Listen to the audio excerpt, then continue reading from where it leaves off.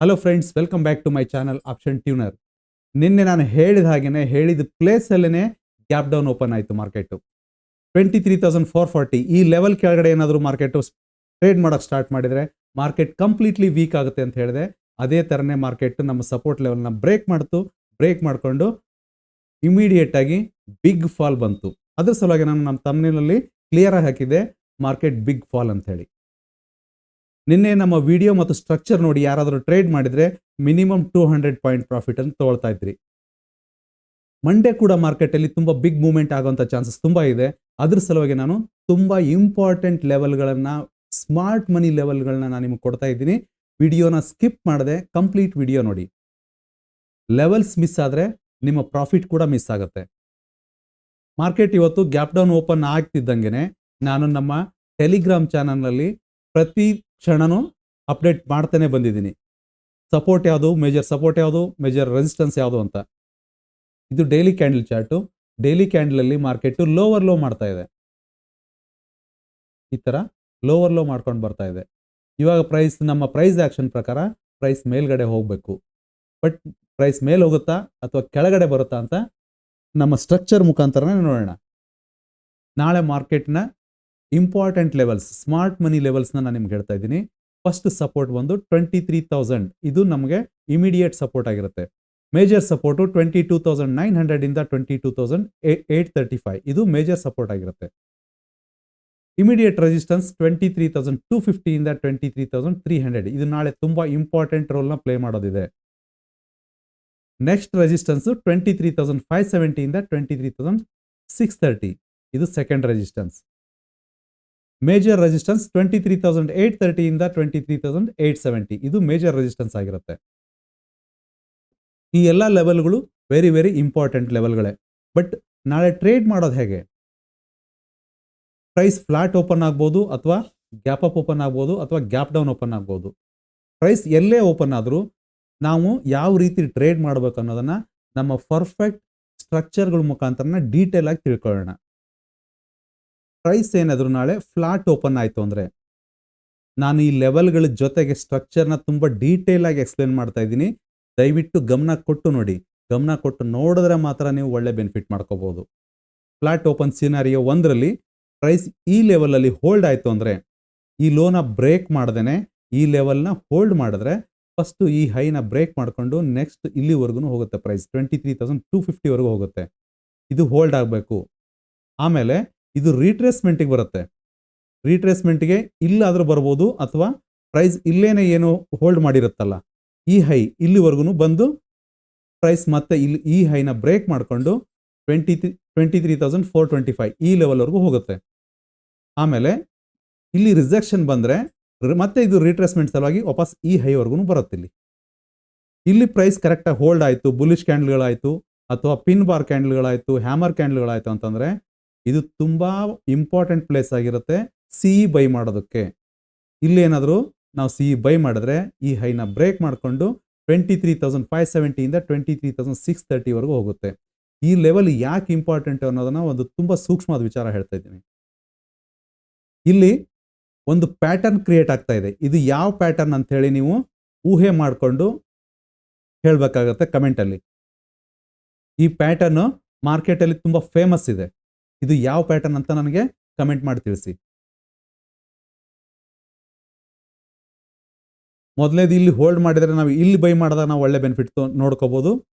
ಹಾಗೆಯೇ ರೀಟ್ರೇಸ್ಮೆಂಟ್ ಆಗಿ ಇಲ್ಲಿ ಹೋಗಿ ವಾಪಸ್ ಇಲ್ಲಿ ರೀಟ್ರೇಸ್ಮೆಂಟ್ ಮಾಡಿದ್ರೆ ಇಲ್ಲಿ ನಾವು ಬೈ ಮಾಡಿದಾಗೂ ಒಳ್ಳೆ ಬೆನಿಫಿಟ್ ತೊಗೋಬೋದು. ನಾನು ಎಕ್ಸ್ಪ್ಲೇನ್ ಮಾಡ್ತಾ ಇರೋದು ನಿಮಗೆ ಇಷ್ಟ ಆದರೆ ಮಾತ್ರ ಲೈಕ್ ಮಾಡಿ. ಫ್ಲಾಟ್ ಓಪನ್ ಸಿನಾರಿಯೋ 2, ಪ್ರೈಸು ಇದೇ ಪ್ಲೇಸಲ್ಲೇ ಓಪನ್ ಆಗಿ ಸ್ಟ್ರಾಂಗ್ ಬುಲ್ಲಿಶ್ ಕ್ಯಾಂಡಲ್ಗಳು ಇಲ್ದೇ ಸ್ಲೋ ಆಗಿ ಇಲ್ಲಿ ಮೇಲ್ಗಡೆ ಹೋಗ್ತಾ ಇತ್ತು ಅಂತ ಇಟ್ಕೊಳ್ಳಿ. 23,250ವರೆಗೂ ಹೋಗುತ್ತೆ.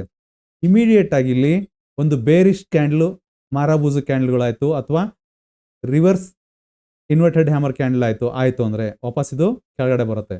ಮತ್ತೆ ಇಲ್ಲಿ ಹೋಲ್ಡ್ ಮಾಡಿಕೊಂಡು ಮತ್ತೆ ನಿಧಾನಕ್ಕೆ ಇಲ್ಲಿ ಹೋಗೋವಾಗ ಮತ್ತೊಂದು ಸರಿ ಇಲ್ಲಿ ಬೇರಿಶ್ ಕ್ಯಾಂಡಲ್ಗಳ ಸ್ಟಾರ್ಟ್ ಆಯಿತು ಅಂತಂದರೆ ಈ ಲೆವೆಲ್ನ ಬ್ರೇಕ್ ಮಾಡಿಕೊಂಡು ಪ್ರೈಸ್ 23,000ವರೆಗೂ ಬರುತ್ತೆ. ನಮಗೆ ಇಲ್ಲಿ ಡಬಲ್ ಟಾಪ್ ಆಗಿ ಕನ್ವರ್ಟ್ ಆಗುತ್ತೆ. ಡಬಲ್ ಟಾಪ್ ಆದಾಗ ಮಾರ್ಕೆಟು ತುಂಬ ಬೇರಿಶ್ ಆಗಿರುತ್ತೆ. ಸೊ ಇಲ್ಲಿ ನಾವು ಪಿ ಬೈ ಮಾಡ್ಬೋದು. ಪಿ ಬೈ ಮಾಡೋದಕ್ಕೆ ನಮಗೆ ಈ ಪ್ಲೇಸ್ ತುಂಬ ಒಳ್ಳೆ ಜಾಗ ಆಗಿರುತ್ತೆ ಅವಾಗ. Gap down open scenario 1. Price ಏನಾದರೂ 22,900 ಇಂದ 22,835 ಈ ಲೆವೆಲಲ್ಲಿ ಓಪನ್ ಆಗಿ ಬುಲ್ಲಿಶ್ ಕ್ಯಾಂಡಲ್ಗಳಾಗಿ ಸ್ಟಾರ್ಟ್ ಆಯಿತು ಅಂದರೆ ಪ್ರೈಸ್ ಇಲ್ಲಿ ಹೋಲ್ಡ್ ಮಾಡಬೇಕು. ಹೋಲ್ಡ್ ಆದರೆ ಫಸ್ಟ್ ಇದು 23,000ವರೆಗೂ ಹೋಗುತ್ತೆ. ಇಲ್ಲಿ ರಿಜೆಕ್ಷನ್ ಆದರೆ ರೀಟ್ರೇಸ್ಮೆಂಟಿಗೆ ಬರುತ್ತೆ. ಇಲ್ಲಿ ರೀಟ್ರೇಸ್ಮೆಂಟಿಗೆ ಬಂದಾಗೂ ಕೂಡ ಬುಲ್ಲಿಶ್ ಕ್ಯಾಂಡಲ್ಗಳಾಗಿ ಸ್ಟಾರ್ಟ್ ಆಯಿತು ಅಂದರೆ, ಪಿನ್ ಬಾರ್ ಕ್ಯಾಂಡಲ್ಗಳಾಗಿ ಸ್ಟಾರ್ಟ್ ಆಯಿತು ಅಂತಂದರೆ ಈ ಹೈನ ಬ್ರೇಕ್ ಮಾಡಿಕೊಂಡು ನಿನ್ನೆಯ ಕ್ಲೋಸಿಂಗ್ವರೆಗೂ ಹೋಗುತ್ತೆ. ಈ ಕ್ಲೋಸಿಂಗ್ವರೆಗೂ ಹೋಗುತ್ತೆ. ಸೊ ಈ ಟೈಮಲ್ಲಿ ನಮಗೆ ಇಲ್ಲಿ ಸಿ ಇ ಬೈ ಮಾಡೋದಕ್ಕೆ ತುಂಬ ಒಳ್ಳೆಯ ಜಾಗ ಆಗಿರುತ್ತೆ. ಇಲ್ಲಿ ಸಿ ಇ ಬೈ ಮಾಡಬೇಕು ಅಂತಂದರೆ ಇದ್ರ ಕೆಳಗಡೆನೆ ಸ್ಟಾಪ್ ಲಾಸ್ ಹಾಕಿ ಬೈ ಮಾಡಿದ್ರೆ ನಮ್ಮ ನೆಕ್ಸ್ಟ್ ಟಾರ್ಗೆಟು ನಿನ್ನೆಯ ಕ್ಲೋಸಿಂಗ್ ಪ್ರೈಸ್ವರೆಗೂ ಇರುತ್ತೆ. ಸೊ ಇಲ್ಲಿ ರಿಜೆಕ್ಷನ್ ಆಯಿತು ಅಂತಂದರೆ ಇಮಿಡಿಯೇಟಾಗಿ ಪ್ರೈಸ್ ಕೆಳಗಡೆ ಬರಲ್ಲ. ಫಸ್ಟು ಈ ಹೈವರೆಗೂ ಬರುತ್ತೆ.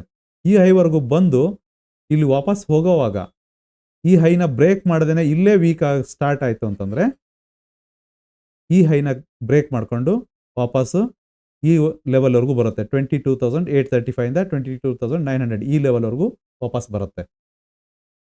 Gap down open scenario 2.